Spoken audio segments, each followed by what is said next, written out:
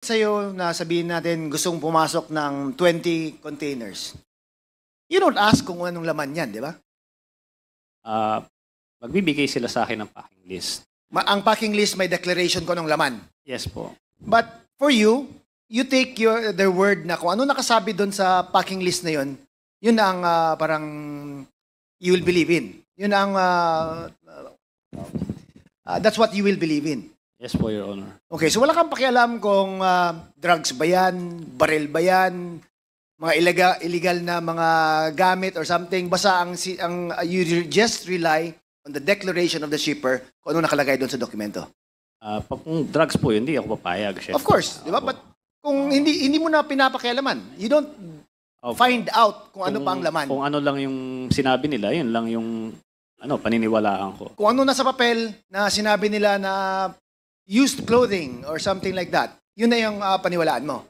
Yes po, Your Honor. And you don't go beyond the document that's given to you. Meaning, hindi ka na nag-iimbestiga. Sino ba to? Bakit siya mag-ship ng 10 containers? Sino ba to? At bakit ganito ang laman ng container niya? Hindi na. Wala na. Basta nagbayad sa'yo, basta inayos mo, okay na sa'yo. Yes po, Your Honor. And once you started with the TARA system, smoother yung pagpasok ng containers mo. Tama ba? Yes po, Your Honor. Walang sudden inspections, walang red lane bigla, wala. Wala po, Your Honor. Puro green lane to. Green lane. And fixed amount, 170 per container. Yes po, Your Honor. Puno man yan or hindi puno, 170 ang bayaran. Yes po, Your Honor. And sa testimony mo, these are all, siguro kulang yung binayad just for the taxes alone. Yes po, Your Honor. Kulang. Kulang. Now, how do you make the payments to these members ng kung sino man to binibigay yung payment na 170? Yung sa TARA po, inetext po ako ni Tita Nani. So, depende po. Minsan pupunta siya sa opisina, tapat ng opisina namin. Minsan papupuntahin niya ako doon sa isang lugar. So, cash to?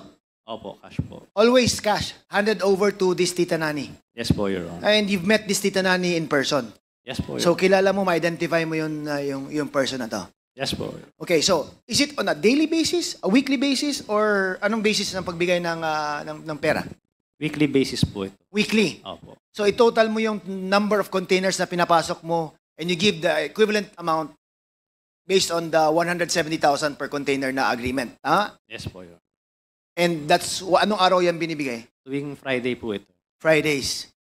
So, cash, no? Cash, sabi mo. Cash po. Okay, now, to the Bureau of Customs. Sir, have you heard of this thing?